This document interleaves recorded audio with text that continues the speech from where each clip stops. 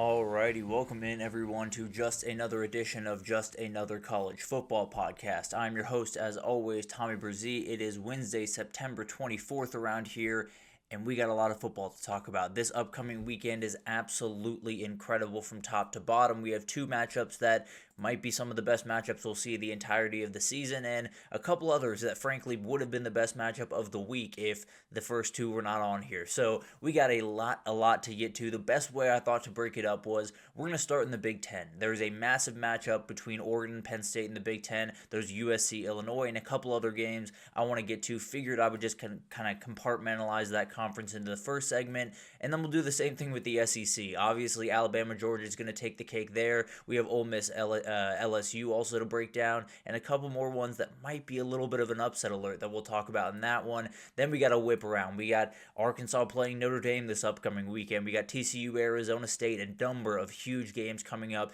especially on Friday. Two huge ones that we'll talk about here in the third segment, and then we'll finish it off with a little bit of a headline catch-up. Usually something we wait until Friday to do, but a lot of stuff has happened. We've had coach firings, we've had big-time injuries that have popped up that will totally change the college football landscape, and a couple of little ancillary things with these conferences that I want to get into towards the end of the show. But let's jump into this thing, because we got games to talk about, and some of the best games that you will see the entirety of the season. This is probably the best weekend slate we're going to have the entirety of the way. Obviously, there are going to be some great ones after this, but this is a really special slate, and we'll start with maybe the most special game on it, depending on who you're talking to, of course. Oregon goes on the road to Penn State, number 6 against number 3. Penn State favored by 3.5 in this game. Probably would be roughly a pick 'em on a neutral field. Over-under at 52.5. This one's a night kickoff. This one's a whiteout. It's as good as it possibly gets. Oregon's been playing incredibly clean football, probably as clean as just about anyone in the entire country. Penn State, not so much. They've played some layups. They've gotten their footing, but it hasn't looked all that pretty offensively. The offensive line's been a little bit out of sorts, which seemed to be an incredible unit coming into the season. Obviously, they were holding a little bit back, you would have to assume, for this game, but they're going to have to turn it up a notch. There's no two ways about that. If they don't find a way to get a big-time win here, there's some questions around James Franklin, and there are some stats that might be a little bit troubling depending on who you're talking to. Oregon obviously beat Penn State in the Big Ten Championship last year. James Franklin is 2-20 against top 6 AP teams. Lost 14 straight against those top teams. So it is a very real problem. There's no two ways about that. Penn State, however, is 9-6 in whiteout games. They've won 4 straight. So maybe that evens out the scales just a little bit. That is going to be an incredible atmosphere. That's one thing I can tell you with absolute certainty, and it's something we'll talk about here in a second, but that place is special. It is probably the best atmosphere in all of college football whenever that whiteout happens with the right team, of course. That's always been kind of a little bit of a sore spot for some of the Penn State fans, but you got the right team, and you got the right moment, and you got to be able to deliver. A couple of players to watch. Jaden Lamar over at Oregon, the running back has been a huge player for them. If Oregon's going to put this game on Dante Moore's shoulders, it is going to be a lot for that kid to handle. It is a very good defense. Jim Knowles did a great job the second time around against Oregon last year, and you're going to have to deal with a lot. So they're going to need a run game. They've been able to do it thus far, but Mekhi Hughes needs to step up. Jaden Lamar needs to step up. All these running backs need to play a big-time role in this game for Oregon if they're going to find a way to win on the road. That kind of plays into the matchup of the game. I think the Oregon offensive line against the Penn State defensive line will decide this game, whether it's in the run game or the pass game. You have Chaz Coleman, Denai Dennis Sutton, Zane Durant, Zariah Fisher all on that other side for Penn State. They are going to be nightmares to deal with, plain and simple. Now, you won't have to deal with that guy on the screen, Abdul Carter, which has to make you feel a little bit better, but these guys are really talented. They have all the ability in the world to totally break up this game, especially in the run game. I really do think that's kind of the key to the game from the Oregon side of the ball. If you can't run the football in this game, it is going to be really hard to find openings against this team. You're probably going to have an A.J. Harris, DeCorian Moore matchup that is very much good on good, but one player is I believe, senior at this point in A.J. Harris. One is a true freshman going into his first real intense road start. It's going to be a lot for that kid to handle, and he's going to have to make plays in this game. But the reality is, Oregon has to fall back on the run game at some point in this game. If Penn State can cause havoc up front, I don't think Oregon's offense is going to be able to run at the efficient rate they've been able to through a couple of weeks. So, going to be really fun to watch all of that unfold. I think when you look at these two teams, there's so much on the table for what they can do this season. Not to say that anything is off the table with a loss for one of these teams here. Obviously, both these teams are firmly in the mix for the CFP going forward, regardless of what happens. But I don't think I need to tell Penn State fans what this one means to them. I don't think I have to explain that this one's going to be a massive, massive game for how people view James Franklin. And frankly, if you lose this one, I have no confidence you going to Columbus to win one. I have no confidence you going to a Big Ten championship and winning one. And I have no confidence of you going into a playoff and winning one of these big games. They got to find a way to get this one done. But some keys to the matchup. Big game Drew Aller's not been a good player, plain and simple. He'd probably be the first person to tell you that. Against ranked opponents in his career, 56% completion, 157 passing yards, 1 touchdown, 1 INT on average. He needs to step up. There's better pieces around you. The offensive line, although shaky early in the season, is a very veteran and good group. You have to find a way to make plays. And it really does come down to him. I understand the players around him needed to play a lot better in seasons past and in this game upcoming. They have to play better around him. But the reality of the matter is it is going to fall on 15 shoulders at some point to make a massive throw in this football game. He hasn't been able to make it in the past, and he has to make it in this game if they're going to win it. And then the wide receivers for Penn State that they brought in, this is why they brought you in. For this game and the Ohio State game, they know they can beat just about everyone else on their schedule with what they had last year, with what they've had for the last number of years at the wide receiver position. You were brought in to win this game. You were brought in to win the Ohio State game and win playoff games down the road. So Trevor Pena has to be a factor. Kyron Hudson, almost especially Kyron Hudson, because of his length, because of his 50-50 ball ability, I think he's going to be a huge piece. Devontae Ross has to be a piece. The tight ends that they use so greatly, they have to find a way to get this passing offense going because while you should be able to run the ball on Oregon, they're, I believe, 50th in the country when it comes to run defense. You should be able to get the run going just a little bit. The reality of the matter is at some point, one of those wide receivers or tight ends or Drew Aller is going to have to make a big-time play through the air. Can they do it, and can they do it in the right moment in this game? And then the whiteout. It is going to be a factor. This is a very, very real thing. It's something that I think a lot of people outside the Big Ten and people that don't pay attention to Penn State football really don't respect to the level that they should. When Oregon walks in there, they're going to see something they have never seen in their lives. And especially Dante Moore is going to walk into an environment that is unlike anything he's ever seen, unlike anything a lot of players have ever seen, because you're going into State College with one of the most rabid fan bases in the country that is so deprived for this win in a whiteout at night. It is perfect. It is an absolute perfect storm for Penn State having an environment that is second to none. On Saturday and probably for the rest of the season, this place should be off the charts incredible, and I'm doing it. I'm going to fall on the sword. I'm going to say Penn State's going to win this football game. It is a thing that I've gone back and forth on. I thought about doing the thing where I was like, just prove it to me. Prove to me that you can win and pick Oregon.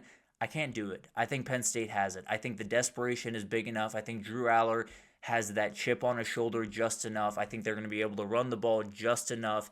All of it is margins. All of it is the very, very small margins in this football game, but I'm going to take Penn State to finally win one of these football games and look forward to a game in Columbus that could very well be number 1 against number 2 for a massive, massive spot in the CFP. USC goes on the road to Illinois, Number 21 against number 23 here. USC actually favored by 6.5 on the road. The over-under at 60.5. This one kicks off at noon, so get a good start to the day with this one.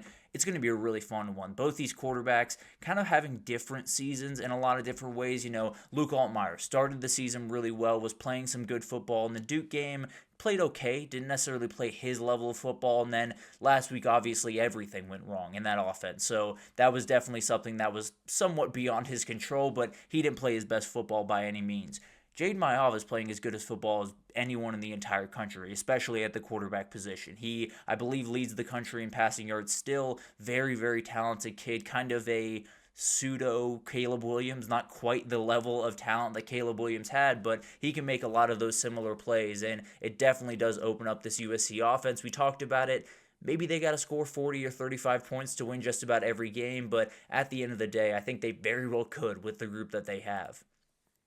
And speaking of that, the USC wide receivers against the Illinois secondary will probably decide this game. There were a number of moments against Indiana where just looked like the Illinois secondary wasn't ready. And it's not to say, Elijah Surratt, incredibly tough cover. All of those guys. Omar Cooper, a remarkably hard guy to get around. But you're going to have Mekhi Lemon on the other side. And you probably won't have Jacoby Lane, which is a big-time win because that guy would be an absolute nightmare for the secondary. But at the end of the day, you're going to have very, very good players and very fast and very twitchy players at the wide receiver position for USC in this game. Jaden Mayav can do exactly what Fernando Mendoza in Indiana did to you. So you're going to have to be very careful against this group, whether it's playing a cover 3 or cover 4 shell to keep everything in front of you. I guess that would be fine. Not to say USC can't beat you that way, but at the very least you're avoiding the explosives, which is huge against this team. It's going to be a fight, and the Illinois secondary just has to step up to the plate in this game.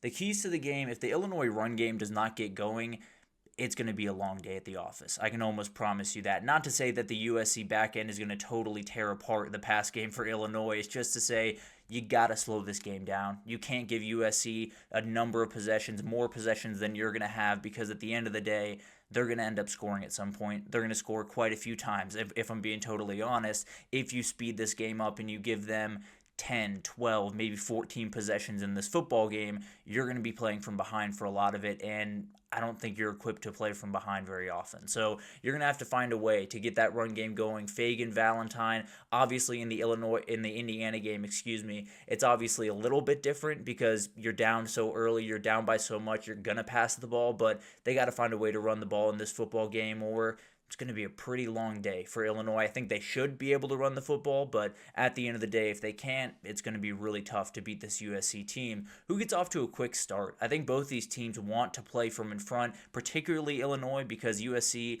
a little bit more equipped to play from behind with the way that they attack down the field. But at the end of the day, when you're playing from behind, you tend to be inclined to take maybe one too many mistakes or make it a throw that's into too tight of a window, and then Illinois can make a big play and take it the other direction. So it's one of those things where one of these teams I tend to believe is going to press. Whichever team is down, I tend to believe is just going to press just a little bit too much at some point in this football game, and the other team's going to take advantage. Probably going to be the team that's losing early on. So can Illinois get up 10-0, 14-0, and kind of force Jaden Mayav off his hands to make some plays downfield that could very well go awry? Or can USC jump out to a 14-point lead, and then Illinois is trying to figure out how can we pull this off when last week it went the entire opposite direction for us when we were put in this position?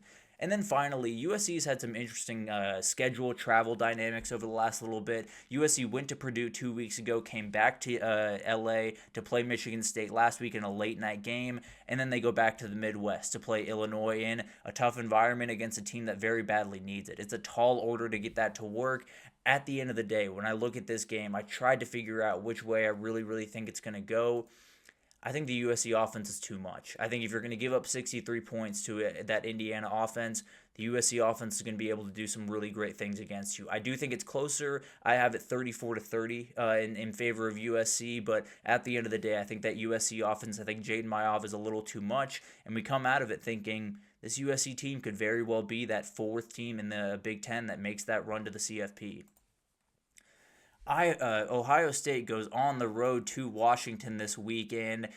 It's one that I think Ohio State fans are a little bit worried about. I've seen some talk around the Twitter space that this is not a game that they feel very, very, very confident about, at the very least the way they would usually feel confident about one of these types of games. This line has plummeted. I believe it started at minus 12.5, if I'm not mistaken, for Ohio State, got all the way down to 7.5, is now back up to 8.5 in favor of Ohio State, but over-under set at 51.5.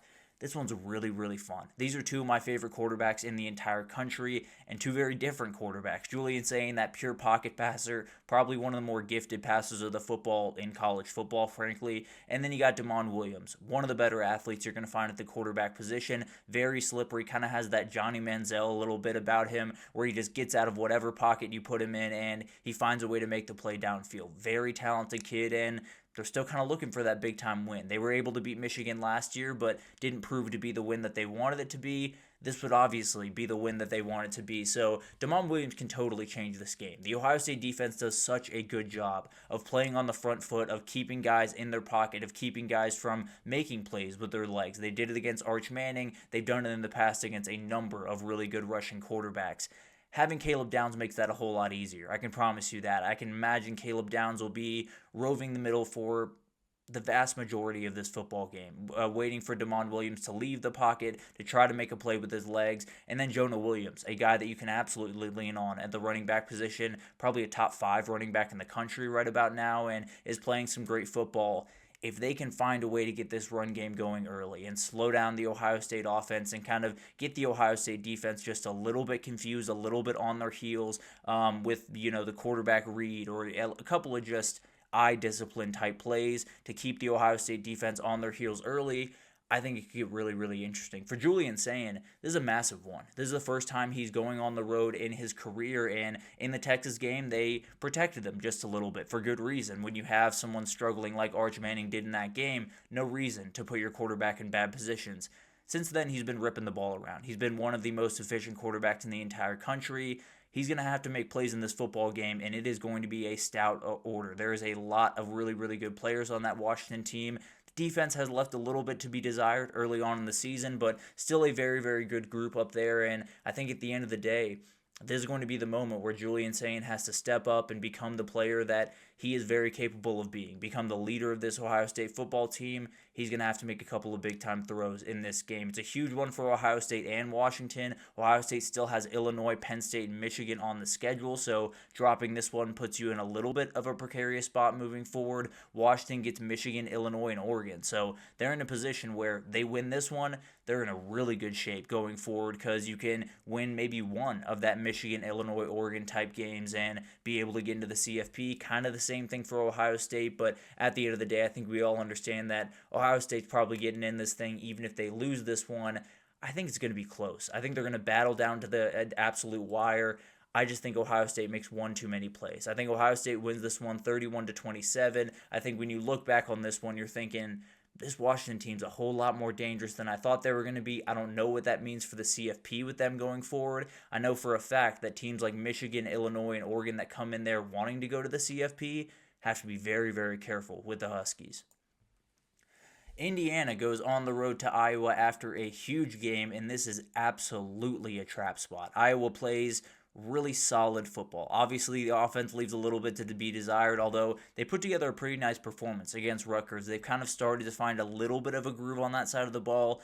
This will be a much taller order against this Indiana defense, of course, but at the end of the day, you're coming off an emotional win if you're Indiana. You dominate a team that a lot of people thought you were going to lose to, and now you walk into a team that's just going to do things correctly. They're going to run the football. They're going to keep the ball out of Fernando Mendoza's hands. They're probably not going to get a lot of penalties. They're going to play stout defense.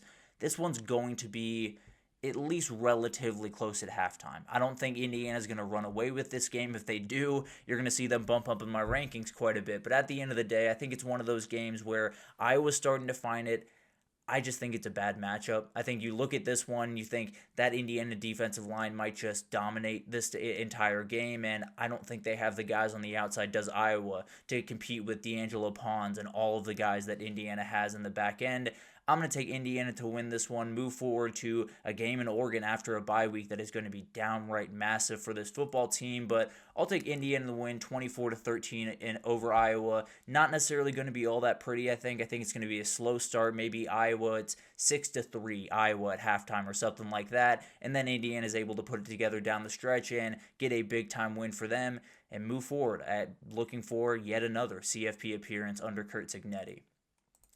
It's a great weekend. There are so many great games, and that was just the Big Ten. I think we have 4 games there that could have everything to do with what the CFP looks like at the end of the day. If Oregon gets a big win, the anger around James Franklin will be very, very real. I can promise you that. If USC wins, then they're firmly in the mix for the CFP going forward. Same thing with Washington. If they pull a massive upset, And I think Ohio State fans are a little bit more nervous about this one than they want to be. But we'll talk about it all as it unfolds. We'll get into it a little bit more on Friday. But let's go ahead and take a break here. When we come back, let's turn our attention to the other major conference, the SEC. We got Alabama-Georgia, LSU-Ole Miss, and a couple other games that are going to be massive for the CFP race over there right after this. So stick with us.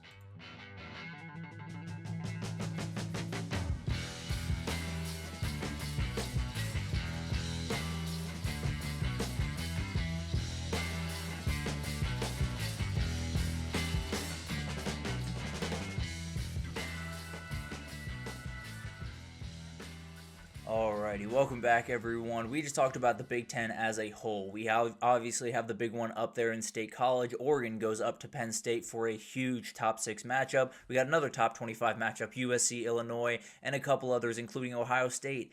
Maybe on upset alert over there in Seattle against the Huskies. But let's go ahead and get into the SEC because we got some huge games there as well, including one that could very well be the game of the year, the way that was very much last year, at least in my opinion, was the game of the year last year. That is Alabama-Georgia. Number 17 Alabama goes on the road to number 5 Georgia. Obviously, both these teams coming off a bye week. Alabama with a week 1 loss to Florida State. Georgia able to get a massive win in crazy fashion over Tennessee a couple of weeks ago. But Georgia is favored by 3.5 in this game, over under at 52.5.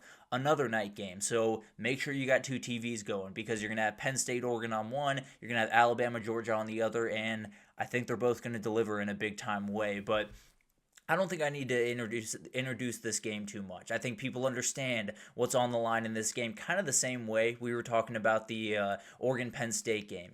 Everyone gets it. Kirby Smart has not been able to beat Alabama. He has very much struggled against this football team. Alabama has been able to, even when they're not playing good football, find a way to beat Georgia, and it has been a huge thing for the Georgia fan base. It is going to carry into this weekend because Kirby Smart 1-6 against Alabama as the UGA head coach. Georgia's won 33 straight games at home, so kind of working against each other there. And Alabama under Kalen DeBoer 2-4 on the road. And one other great stat that came over from Jonathan Williams over on the Film Guy Network. If you are not watching the Film Guy Network, please do. It is a really, really good resource if you just want to learn more about football like myself. But at the end of the day, dropped a great stat on Twitter earlier this week. Since 2017, so around when Kirby Smart was getting his feet comfortable as the Georgia head coach, Georgia defenses, when they've allowed 30 or more points, they've allowed it 13 times throughout that time. In the next game, following those 30-point performances from their defense, they have not lost, Kirby Smart has not lost a game. I got to get this full stat up. I apologize for this. Since 2017, the Georgia defense has given up 30 points 13 times during that time. In their next games, the opponents are scoring an average of 17.3 points per game. Kirby Smart is 11-2 in those games, and they have held them under 20 points in 9 of those 13 games. So dominance from the Georgia defense after they kind of get exposed. It happened last year with Alabama where they didn't play good football, and then they're able to turn around and play great football going forward, and it's just kind of the way this defense works. Kirby Smart always finds a way to get things done. He actually hasn't lost a game after this defense has given up 30 points since 2018 in the Sugar Bowl against Texas, where they lost to Sam Ehlinger, and the infamous "We are Texas is back" type of thing came really on the scene. But at the end of the day, this is a very good football coach. This is a football coach that puts themselves in great positions, especially after they have a struggling performance on defense. They bounce back in a big way is the best way to put that. Sorry, that got a little bit of a diatribe, but at the end of the day, a very, very interesting stat heading into this one. A couple of players to watch as you look into this game. Neither of these offensive lines are playing all that well, which means Quay Rousseau and Christian Miller are the guys to watch. Quay Rousseau, the edge rusher for Alabama. Christian Miller, the defensive tackle for Georgia. If you can slow down the Alabama run game in this game for Georgia, you're going to have a very, very fun time. And you're going to be able to put a lot of pressure on Ty Simpson and maybe be able to close up some of those passing lanes on the back end because the Alabama offensive line hasn't been able to get the run game going. Probably going to need it in this matchup. And then on the other side, the Georgia tackles have really struggled, particularly on the right side of that offensive line with some different injuries and stuff. Quay Rousseau can totally blow up this game, and Gunnar Stockton has been able to handle pressure, handled it incredibly against Tennessee. This might be a little bit different with the athletes they have on the outside for Alabama. The wide receivers versus the secondaries on both sides of the ball, as far as I'm concerned, are the matchups to watch in this football game because the Alabama DB group is incredibly talented. This is going to be their toughest challenge. Now, the Florida State one was plenty, and they didn't necessarily play their best football in that one. But you got Zachariah Branch, Colby Young, Noah Thomas, Dylan Bell. I'm trying to fight for London Humphreys, obviously. A number of guys on the other side for Georgia that you're going to have to handle with guys like Keon Saab and Bray Hubbard and Zabian Brown that made the great play last year to kind of seal this victory for Alabama. And then on the other side, obviously, you got Jeremy Bernard and Ryan Williams and Isaiah Horton and all of those guys that are nightmares to guard against a DB group that really struggled against Tennessee. And it's one of those things that what can you do as if you're Georgia if you get Ryan Williams in one-on-one coverage? Do you ever try to get Ryan Williams in one-on-one coverage? Because if you play a safety over top of Ryan Williams, Jeremy Bernard can hurt you just as well. So it is going to be a battle back and forth. I can absolutely promise you that. It is a very, very interesting group because I think the Alabama DB group is a little bit more capable. I also think this is going to be by far the toughest challenge they've had thus far, and I do think it's going to be a moment where they're going to have to up their game as well, and then obviously the Georgia secondary has to play a whole lot better than they played against Tennessee to get this job done. But the keys to the game for me, which O-line can step up the biggest, because we talked about it. Really haven't lit the world on fire through 3 games for either of these offensive lines. Frankly, I thought the Alabama offensive line was going to be the very best in the country this year, and they very well still could be, but Caden Proctor's not playing his best football by any means. The interior is good, but not great as of right now. They're still figuring out that right tackle position. There's a lot of moving parts with this team right now, and if Georgia can get after them, then you're having a very interesting conversation. The other side, same exact thing. You know, if Gunnar Stockton can't get comfortable, can't have time to throw those deep balls that did so well against Tennessee, then you're going to have a really long day on your hands. And you're going to have an Alabama defense that can just fly downhill and make all types of plays on you. And then you're going to be fighting from uphill pretty much the entire afternoon. Then Gunnar Stockton's legs, I think, are huge in this game, kind of because of what we just talked about with that offensive line. You need kind of an equalizer, and that's what he is. He's his ability to get out of the pocket and just make positives. It doesn't have to be a 20 or 40-yard run down the field. Just got to be 5 yards on 2nd and 7 or 4 yards on 1st and 10, just to give them more manageable downs going forward and put them in great positions, because he is a guy that it's probably not going to light the stat sheet up with his legs, but can make so many big-time plays and can keep a defense on their heels in an Alabama defense that wants to be in attack mode as much as possible. And then this is Ty Simpson's chance. This is a very, very big game for Ty Simpson, as big as it is for Kirby Smart and Georgia fans and getting over the Alabama hump. Ty Simpson's been waiting for this one. He's been waiting in the wings for 3 years at this point for this game, because he understands how much it means to everyone. He understands that Alabama usually wins this game, and if they don't, a lot of blame is going to be put on him. But at the end of the day, he's going into Sanford Stadium at night. He's got to be perfect, and he's been perfect over the last couple of weeks. He's been as good as any quarterback in the entire country. He's got to step up to the plate, because this is going to be a lot on his shoulders. He played plenty good against Florida State, but at the end of the day, he's probably going to have to play a little bit better in this one. I went back and forth, and I fought myself a lot. I thought about just doing the prove it to me, Georgia, that you can beat Alabama. I just don't see, I see Georgia winning this football game. When I really get down into the nuts and bolts, I think Georgia's going to be able to hit guys over the top with the wide receivers they have. I think they're going to be able to get after Ty Simpson quite a bit and force a couple of mistakes. And I think that crowd's going to make a difference, especially at night. I've been in that stadium. I understand I have Uga over my shoulder here, which doesn't necessarily help my case too much. But at the end of the day, that is a very, very special atmosphere at night. I think they're going to be able to get this one done. I think this is the moment where they get over the Alabama hump. I don't think this might not be the last time you see Alabama this year, so this not necessarily fully over the hump, but at the very least get a win that they very badly need at home at night. I think Georgia gets it done. Moving forward to another huge one in the SEC, number 4 LSU at number 13 Ole Miss. Ole Miss actually favored in this one by 1.5. It bounced kind of all over the place throughout the week, but over/under at 54.5. It's a 3:30 kick to get out of the way of the big one that's going on at night. It's a massive one, and it's one that Ole Miss probably looks back on and thinking, if we just make one more play in that football game, we're in the CFP. Frankly, you can say that about 3 different football games that Ole Miss played last year, but at the end of the day, this one was huge, and it's a huge rivalry going forward, and we'll talk about how it's still on the docket going forward as we get into the next era of college football in the SEC, but at the end of the day, it's a really, really fun matchup. The quarterback situation for really both sides, for different reasons, has been really interesting to watch. We'll talk about that in a second, but the matchup to watch to me is very simple. It's Lane Kiffin against Blake Baker. Blake Baker wants to play on his front foot. He wants his defense to be flying around, to be creating havoc, to be always moving downhill. Lane Kiffin is elite at keeping teams on their heels. Whether that's in the run game or in the pass game or in the combination of those two, he does such a good job of making teams just guess for half a second too long. And it's the difference between a 2-yard run and a 40-yard run in the Lane Kiffin offense is a huge, huge matchup between these two guys. Blake Baker has been able to play on his front foot because they got a struggling Clemson offense. They got a couple of teams that they should have been able to beat. They got a struggling Florida offense. This is not a struggling offense. This is one that you're going to have to be able to play on your front foot, play aggressive, play your game, but also understand that you're going to have to be a little bit more patient in this football game and then be able to attack at the right moments. It's going to be a huge matchup between these two play callers. The keys to the game, the quarterback dichotomy in this one is very, very weird. Obviously, first of all, with Ole Miss, I don't know who's going to start. I tend to believe it's going to be Trinidad Chambliss, not only because I tend to believe he's a little bit healthier, I tend to believe he's a little bit better as of right now, but also I think he's a better matchup for LSU. Now, you could argue that the quick passing game could have a huge effect in this game, and maybe they want Austin Simmons for that, so we'll find that out when they kick off. I think it's going to be Trinidad Chambliss.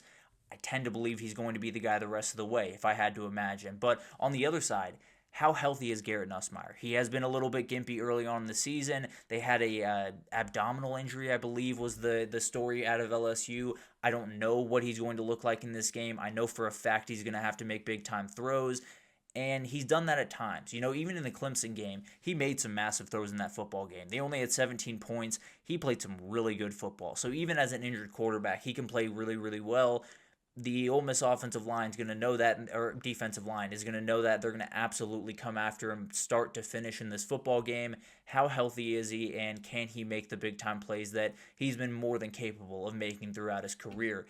The LSU offensive line's massive in this football game. This is one of those teams that obviously had to redo a lot of that offensive line with both tackles, including Will Campbell walking out the door. I believe 4 starters actually walking out the door from this football team, and they filled it with good players. They filled it with players that are absolutely passable, that will give you a chance in just about every game, but this is going to be a big-time step up. They did well against Florida, not great against Florida, and this is probably right around that realm, especially on the edges. They can really get after your quarterback, and if you let Ole Miss's defense get their feet in the ground and get forward, it's going to be really hard to stop that group. And then finally, who leads early? Both these teams are momentum teams on kind of both sides of the ball, but particularly offensively for Ole Miss and defensively for LSU, they are momentum teams. If Ole Miss's offense can get moving early and Lane Kiffin gets a groove and Trinidad Chambliss gets a groove, it's going to be really hard to stop this football team, especially at home. If the LSU defense gets their teeth in early and gets a couple of sacks and has maybe a pick early in this game,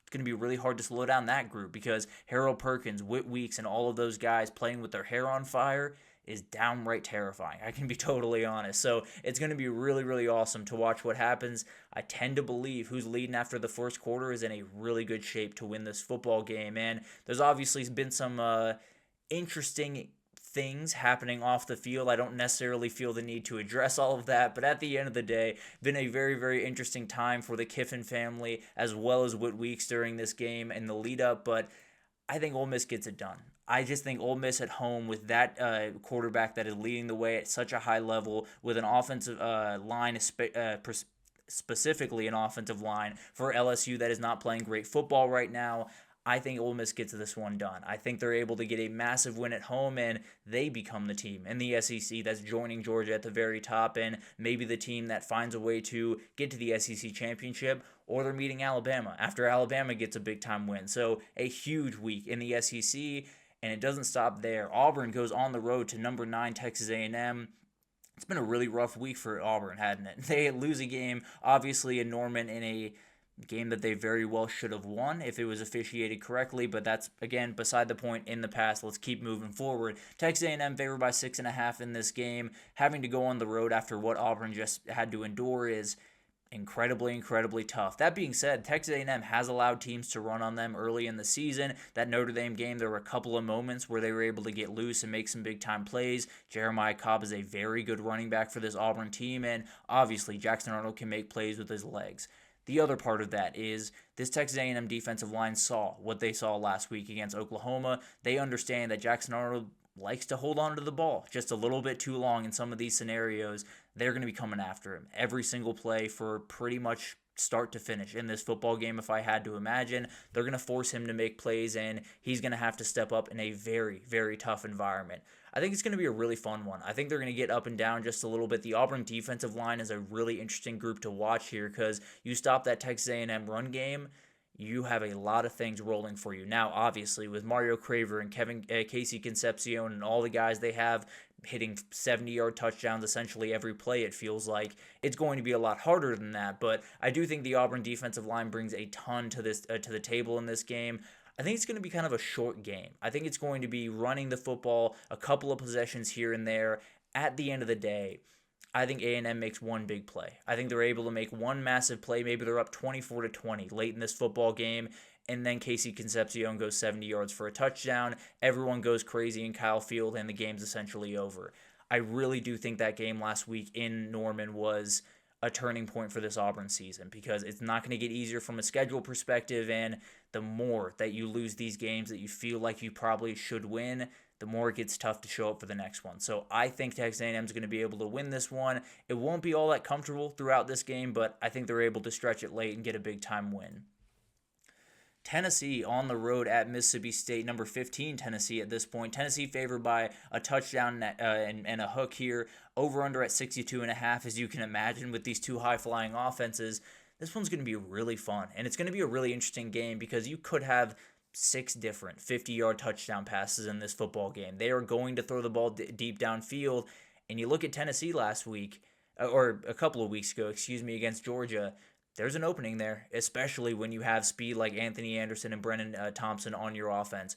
Brennan Thompson's probably the fastest guy in the entire SEC, maybe the entire country. If you look at his track times, he is out of this world fast, and they're not going to have Jermod McCoy in this game. It doesn't sound like they're going to have Ricky Gibson, but that's something that we'll probably find out a little bit later in the week. I'll update on Friday. It is an opening. There's no two ways about that. The other part of that is the way that Arizona State was able to get points on Mississippi State was in the run game, not in the pass game. So Tennessee is going to have to lean on that run just a little bit more. I think they're capable of doing that, but again, no David Sanders Jr. in this football game. Maybe that's a little bit of an opening where you can't quite get the run game that you want to get going in. You're going up against the 11th best pass defense in the entire country in Mississippi State.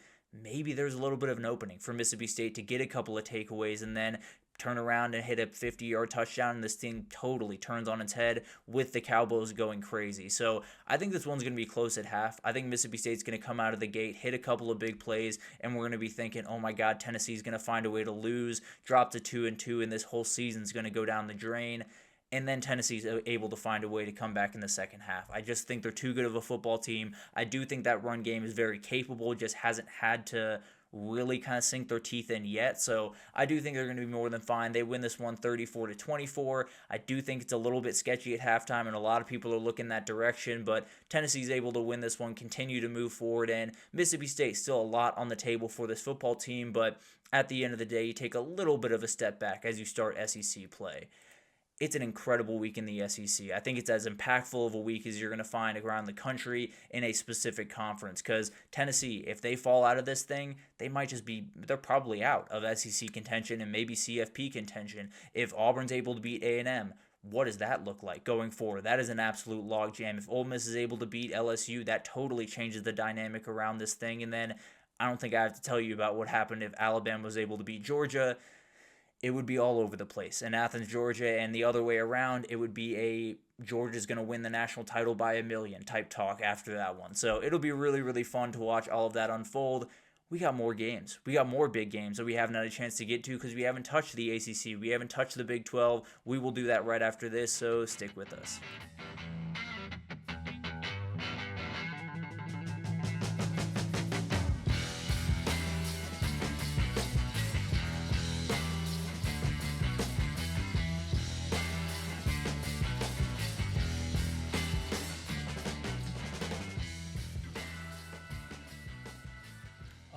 Alrighty, welcome back everyone. We just talked about the SEC, a massive week over there. We got Georgia, Alabama kind of being the marquee one, but LSU-Ole Miss going to be very, very huge as well. Auburn at Texas A&M for one that Auburn just downright needs after what they had happened to them last week. And then Tennessee needs to get one on the road against a Mississippi State team that can cause a lot of problems if you let them. So we'll get into that obviously a little bit more on Friday and then break them down as they unfold on Saturday. But let's get into all the other games, because there is a whole lot of games in the ACC and the Big 12 that we got to get into that will totally define what this season and what this weekend is going to be. And it starts on Friday night. Virginia goes on the road to Florida State, number 8 Florida State. Florida State favored by 6.5 in this game, over under 59.5. So we're going to have some points. Virginia's been able to throw the rock all over the field. Frankly, they probably should have beat NC State early in the year, but a couple of mistakes late in that game totally changed it. I do think this is going to be really, really fun. Chandler Morris playing really good football. The Florida State pass defense,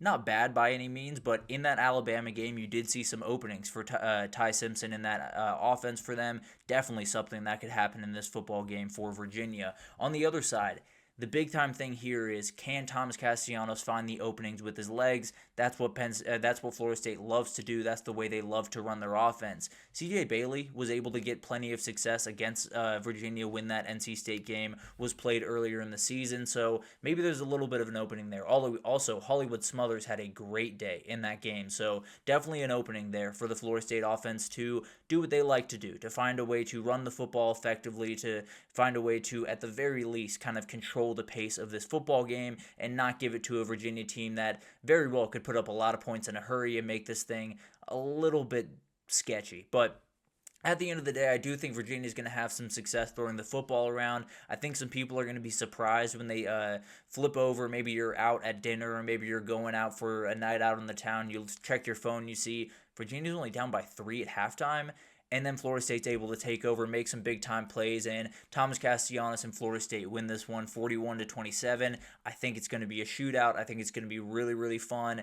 I think Virginia is a little bit more live here than they're getting credit for. Excuse me, apologies for that. TCU at Arizona State this upcoming weekend on Friday night as well. 2 massive games in the ACC and the Big 12 respectively. Arizona State favored by 2.5 in this game, over under at 55.5. Kickoff at 9 p.m. This one's going to be really, really fun. It's as big of a game in the Big 12 as you're going to find pretty much throughout the season, because you have 2 teams here that are kind of in that, I don't want to say second tier, because the Big 12 is so complicated and so weird at this point that who knows what the tiers are. But at the end of the day, I think pretty much everyone would say Texas Tech is kind of standing at the top, maybe alone at the top of the Big 12.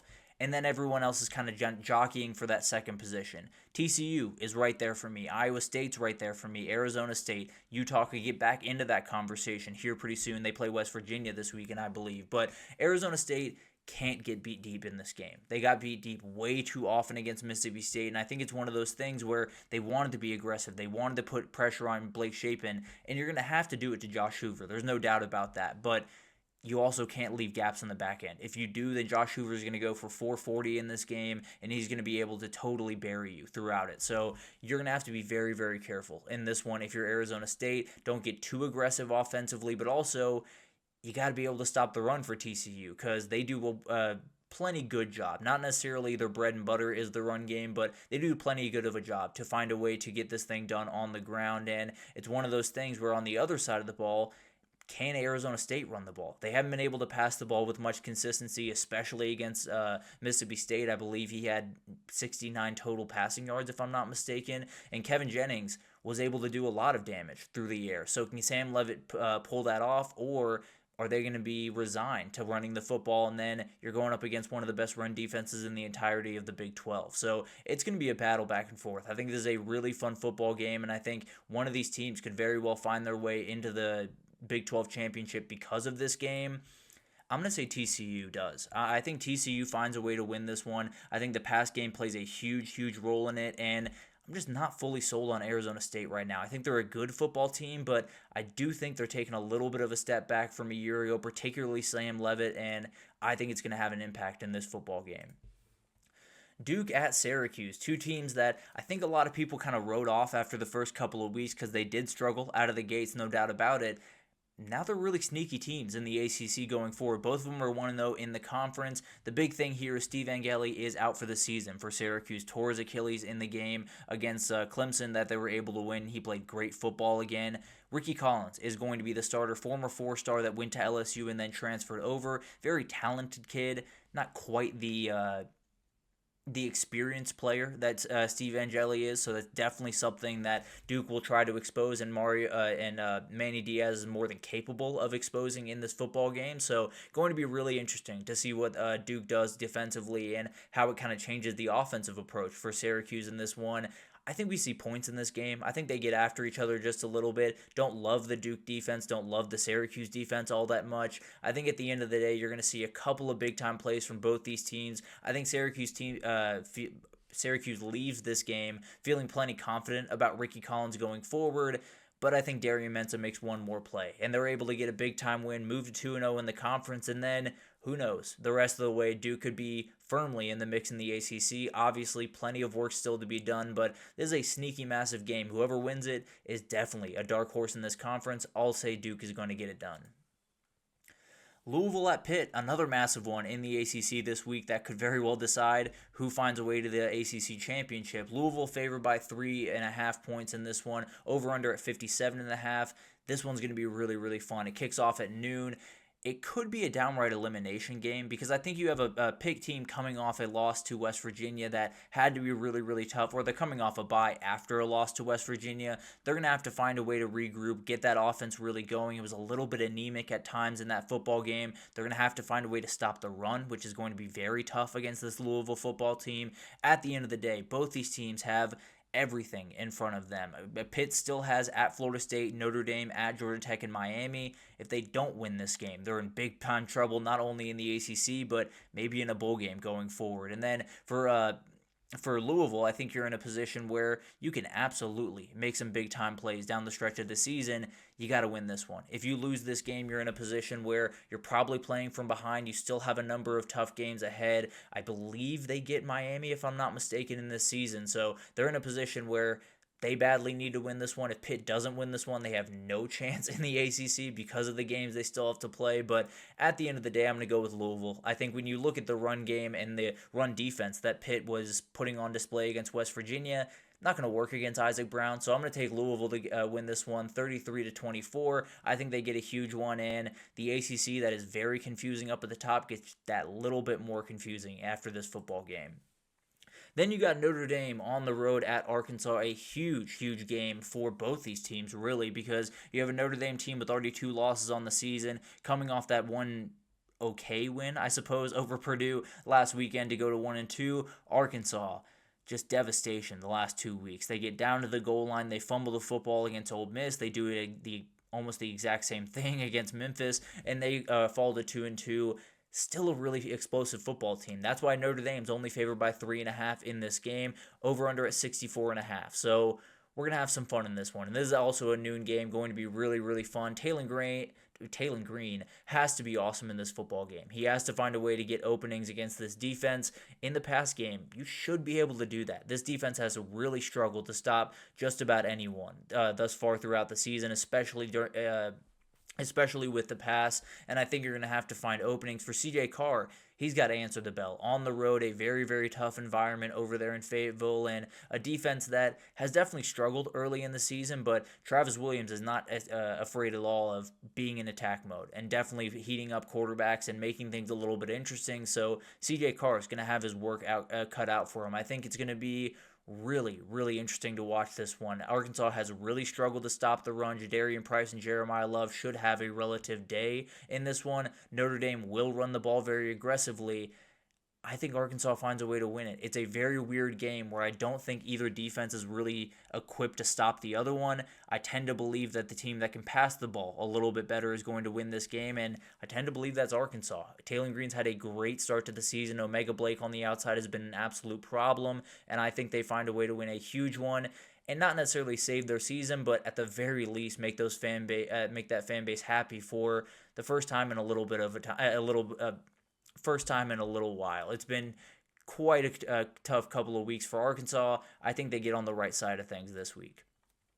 And then finally, Arizona at Iowa State is a massive game over there in the Big 12. I don't think many people know, but Arizona is undefeated right about now, and Noah Fafita and Ishmael Mahdi are playing really good football in the backfield for that Arizona's team. It's a massive one. And I think when you look at all of these games, really, Texas Tech sits up at the top. If Iowa State's able to win this game, they're right there with, I guess, Utah, depending on the way you view that team going forward. We'll actually talk about that team here in a second in the next segment. But you have the winner of the TCU-Arizona State game. You're right at the top of the Big 12 with Texas Tech, with that winner of that TCU-Arizona State game. And you're moving forward as a very, very interesting team that's just playing really solid football. For Arizona State, I don't think anyone's expecting you to win this game, if I'm being totally honest with you. Even with the line being 6.5, I don't think a lot of people are expecting Arizona State to go into Ames and win it. They would turn the Big 12 totally upside down. The same way Arizona State did a year ago, Arizona could very well do that this weekend. So it's going to be really interesting to watch this one unfold. Arizona kind of struggled against Kansas State, especially offensively, to get things going. Ishmael Mahdi, the running back, came to their rescue in that game. Can he do it against Iowa State? It's going to be really tough. There's no doubt about that. But Iowa State coming off a bye after a tough performance to Arkansas State, I think they're able to win this one. I think they get it done. Not all that pretty at the end of the day, but I'll take Iowa State 24-14. I think this Arizona offense is good, but if Ishmael Mahdi's not kind of carrying the load, it's going to be a rather long day against this Iowa State defense. I think Iowa State wins it, and the top of the Big 12 is very confusing on Monday morning, whether it's TCU and Utah and Iowa State, or it's Arizona and a number of other teams, Arizona, and you have Arizona State sitting at the top. That would be very, very fun to watch unfold. And a number of other teams in a conference that, who knows what's going to happen. Maybe Texas Tech will separate. I don't think anyone else is separating, but we'll get into all of it as it unfolds. But let's take our last break here. When we come back, we got some injury updates, obviously some huge ones that have come out. We got coaching carousel with a massive, massive firing yesterday. We'll get into it all right after this, so stick with us.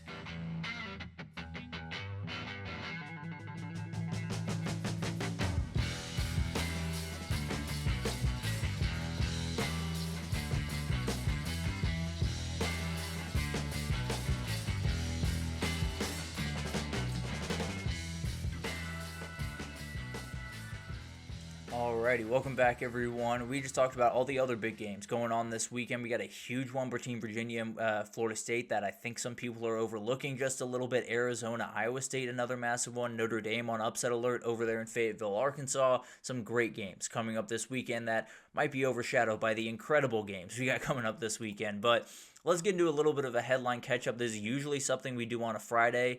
There's too much stuff that has happened early in this week for us to wait until Friday to do this. So let's go ahead and jump into it, and let's start with some injury updates.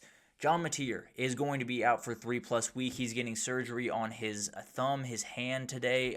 It sounds like he has a broken hand in his a broken bone in his throwing hand. He is someone that absolutely is huge. Obviously, is the favorite in the Heisman odds right about now.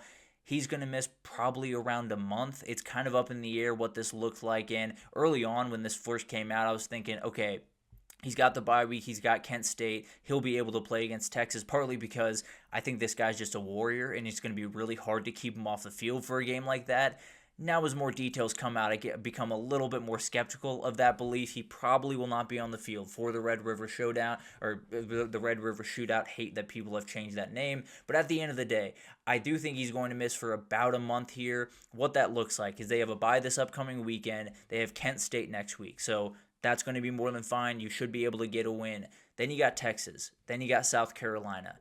Then you got Ole Miss. Then you got Tennessee. He's got to find a way back at the very least by that Ole Miss game, because you could lose to Texas. You could lose to South Carolina, and then you're walking a tightrope the rest of the way. If you go 2-1 in those games, you feel great about getting John Mateer back. You're still firmly in the CFP mix. You have all the ability in the world to still make a run at this thing.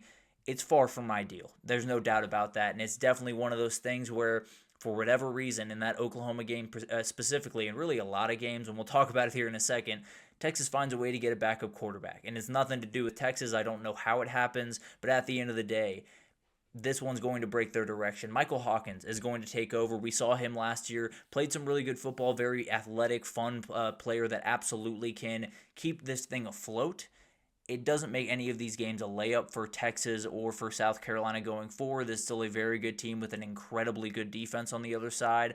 But at the end of the day, it's going to be an easier matchup for Texas going forward. The Oklahoma defense is going to have to step up in a big way over the next couple of weeks. But the reality of the matter is, let's say they beat Kent State after the bye week, then they lose to Texas, then they find a way to beat South Carolina, they're in great shape. If they lose the Texas and South Carolina game, they're probably trying to find a way to get John Mateer back out there for Ole Miss because they're going to badly need him. But a terrible, terrible moment for the Heisman favorite, a guy that was so much fun to watch that you never want to see go down with an injury. He will be back. It's just how soon and what does Oklahoma look like by the time he does come back.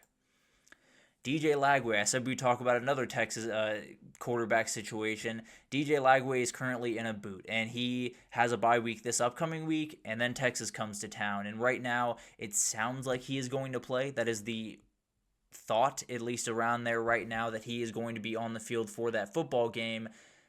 I'm a little bit more skeptical. I'll be totally honest with you for a couple of different reasons that I don't necessarily want to, put DJ Lagway on blast or anything like that. I tend to believe he's not going to play in that football game. I'll just leave it at that for the time being. That would mean it would be Harrison Bailey out there for the Texas game. We'll see what that looks like. We'll see if DJ Lagway actually does end up playing, but at the end of the day, he is in a boot. He just can't stay healthy. And I hate it for the kid because I think he's uniquely talented. I think he needs time. I think he needs practice. I think he needs reps. And he just can't quite get them because the health has just been a huge, huge issue from really the second he showed up at Florida. So a lot of things to figure out for him. At the end of the day, he's probably looking for a new place to play at the end of the season. Does he play the rest of this season for Florida is a big-time question mark, at least around the Florida fan base. I like to think he's going to be on the field against Texas, but I'm rather skeptical of that being the case. Devon Dampier was hurt going into the Texas Tech game. He was out of practice on the Thursday and Friday leading up to that game.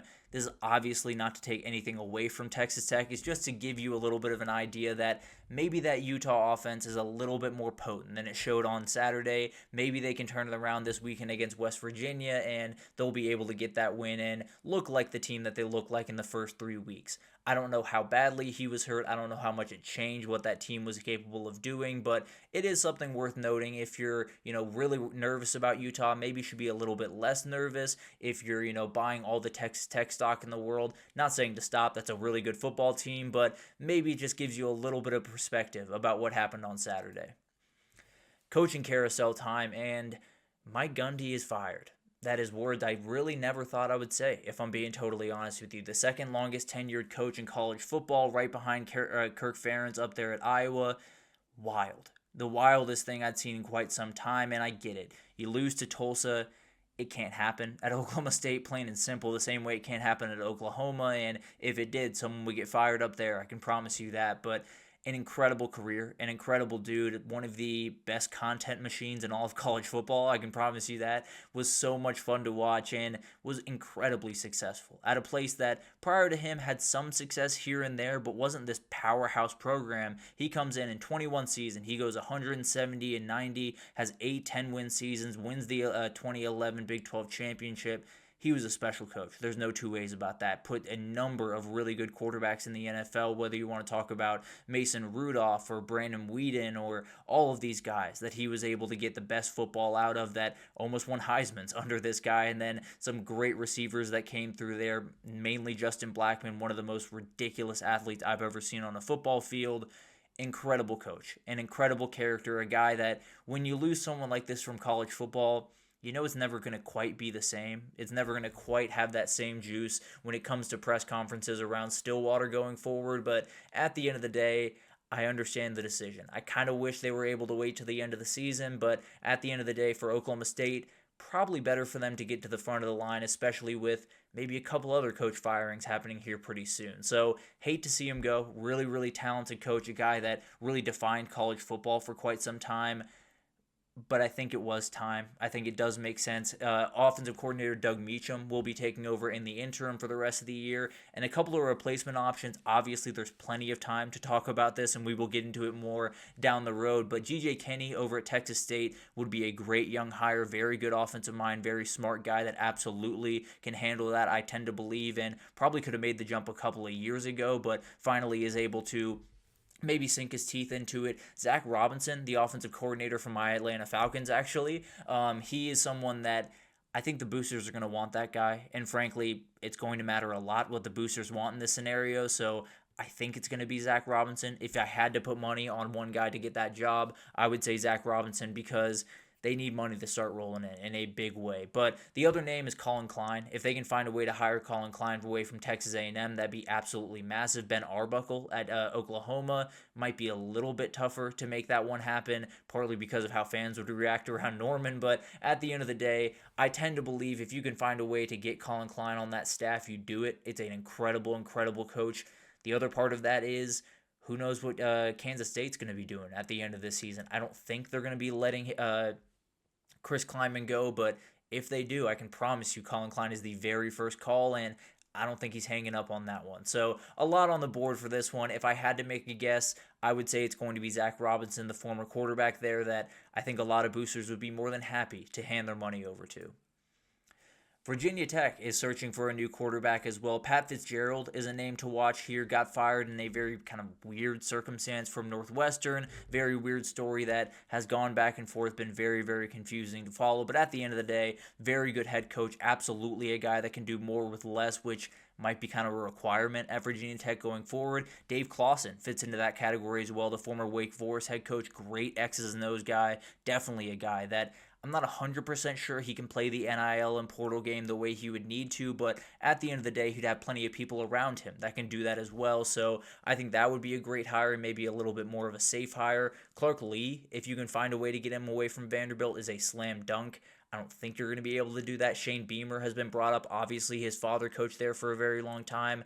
Again, I think it's going to be really hard to pull that off even with the ties there, but who knows? Maybe he wants to coach where his dad coached. A couple of my picks, this is from the G5 level, so obviously those picks up there I think would be great, and any one of them would do a great job over there. But my top picks, Ryan Silverfield from Memphis would be a great pick. Jason Candle, the head coach of Toledo, does a great job up there and someone to watch. And then if you want to get really, really fun, Tyson Helton, the head coach of Western Kentucky, can bring an offense to that place that would be really fun to watch and make them a very interesting team in the ACC. So plenty of options out there. Virginia Tech still looking around, and I tend to believe they have enough good options to really get someone good. If I was making a guess, I'd probably go with Pat Fitzgerald. I think it's a safe choice that absolutely can get you in a place to do more with less, which they're probably going to have to do going forward. And then finally, UCLA. Will Stein is probably the guy you're going to want to watch closely here. He would be a slam dunk hire. There's no doubt about that. A very, very good offensive coordinator up there at Oregon and has learned from one of the very best when it comes to recruiting and the way to run a program in Dan Lanning. So I think that'd be a slam dunk. I think that's one that if you can pull it off, absolutely do it. I believe he was there as the OC prior to going to Oregon, if I'm not mistaken. I believe that's right. So he's going to be someone that absolutely is on the top of the brain. Jed Fish was the interim in 2017, and they probably should have hired him then. But at the end of the day, if they can find a way to pull him away from Washington, absolutely do that. I don't know if they're going to be able to, but UCLA, if they want to get desperate enough and they want to get real enough about this, I think Jed Fish would be the hire, and if I'm being totally honest. And then Tony White is another name to watch. He was there prior and is now at Florida State as the defensive coordinator. He's someone that absolutely could get this job. My top picks would be Will Stein, absolutely up there. Jed Fish would be another great one. And then Jason Eck, the head coach over there in New Mexico, was able to beat UCLA earlier this year, so you got an up-close look at him. Very talented young head coach, and I think if you're looking at UCLA right now, if you can find a way to use a little bit less money, maybe on the head coaching hire, to pour more money into NIL, you're going to win in a big way. Now, would UCLA make a hire that maybe not as quote-unquote sexy as a Will Stein or a Jed Fish? I don't know, but at the end of the day, I do think it would be a great hire if they could get Jason Eck in there. The SEC released their schedules for 2026 to 2029. Obviously, this is not something we're going to spend too much time on because there's some really good football, and we'll get into all of it. But these are the annual opponents that were released by Chris Lowe a day before everything came out. Very, very interesting group of teams. No Bama LSU on here is a little bit wild. No Georgia Tennessee on here is a little bit wild. The winner, in my opinion, if there is a winner, quote-unquote, in this, LSU not having to play Florida and Bama the way that they usually have to is a rather big win. Now, you still have some tough games on there. You still have A&M, Ole Miss, so it's going to be plenty tough. But losing Florida and Bama, I don't think was upsetting to LSU fans. And then for Tennessee, you get Kentucky and Vanderbilt. Got to feel pretty good about that one. You were always going to get Alabama. Avoiding Georgia is a huge one. Avoiding Florida is a huge one. So Tennessee is in pretty good shape moving forward. I think overall this is something that we'll talk about in the offseason. I know there's a lot of different things to talk about with this and some interesting little anecdotes and some cool rivalries that are being reintroduced and might be built off of this, and we'll have plenty of time to talk about that. For right now, I'm going to focus on the football going on this weekend and some really good stuff. But this is a really, really interesting thing and definitely something that will totally change what college football is going forward, especially because this happened yesterday. The ACC adopted the 9-game schedule along with the one out-of-conference Power 4 opponent.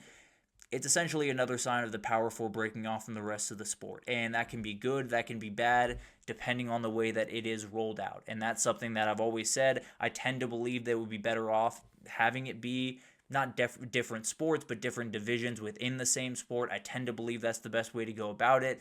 That being said, you can do that and break off and totally bury the group of 5 in that path, or you can break off while still keeping the group of 5 as a very viable product that keeps people's eyes, that keeps people's attention, that keeps them afloat going forward. I think that's another step in that direction. Regardless, we have plenty of time to get into this, and frankly, these conferences still kind of hate each other, so it might be a little bit harder to put this together than I'm talking about right now. But at the end of the day, I think it's going to be really, really fun to watch this unfold. It's going to be much easier to figure out who the actual best conference in the country is, rather than who looks the best on paper or who has the most number of names next to it. It is going to be really, really, the most numbers next to it, in those rankings. It is going to be really interesting to watch this unfold. I think overall it's something that is a major plus right now. Will it be a plus down the road? Totally depends on how the decision makers go about it, and frankly, I don't trust them to go about it the right way. But at the end of the day, we'll see how this unfolds. It is going to lead to more fun games, and I am not someone to turn my nose up at that. So it'll be really fun to watch all of that unfold. Obviously, the schedule stuff is stuff we can worry about in the offseason. The head coaching stuff is going to get really interesting over the next little bit, especially Oklahoma State. It's such an interesting job with a number of different moving parts. We'll see how quickly that can happen, especially with a guy like Zach Robinson, who hypothetically would be working all the way into January and late January at that. So a lot of things to figure out in terms of those hirings. And then hate to see John Mateer go down. DJ Lagway just got to stay healthy at some point. I don't know what that looks like. I don't think it's going to be at Florida, but we'll find out what happens with DJ Lagway going forward. And then whenever you lose a guy like Mike Gundy, it is a sad day in college football. An incredible, incredible coach, did so many great things for a program that is really, really fun, is really unique, is really different. And as a lot of people have said, that sky in Stillwater is just a little bit darker than anywhere else. It'll be a new head coach on the sideline for the first time that I can remember. I'm 24 years old. For me, Mike Gundy is Oklahoma State. It'll be weird, but they got some great, great options to find a way to fill that void. It's going to be an incredible week of football. There's so much stuff that has already happened off the football field. Now we get to focus on the football field. We got Oregon-Penn State. We got Alabama-Georgia. We got LSU-Ole Miss. We got USC-Illinois, and a million other games that would be the top marquee game if none of those games are on this weekend. It's a special weekend. It's going to be incredible. We will be back on Friday to give some final thoughts, some superlatives, some best bets. I might even break down the best way to watch this slate because it is a lot of games going on at the same time. I might try to break it down as best I can. So we'll get into all of it on Friday. A great slate that we got coming up. Please do like, subscribe, comment, do all of that great stuff. Means the world to me. Love to keep this going in. It's been a great football season thus far. I think this weekend's going to be downright special, one that we will remember for quite some time. But we'll talk about it all on Friday, tie up some loose ends, and then enjoy the incredible stuff happening on Saturday. But thank you so much for tuning in once again, and I will see you guys on Friday.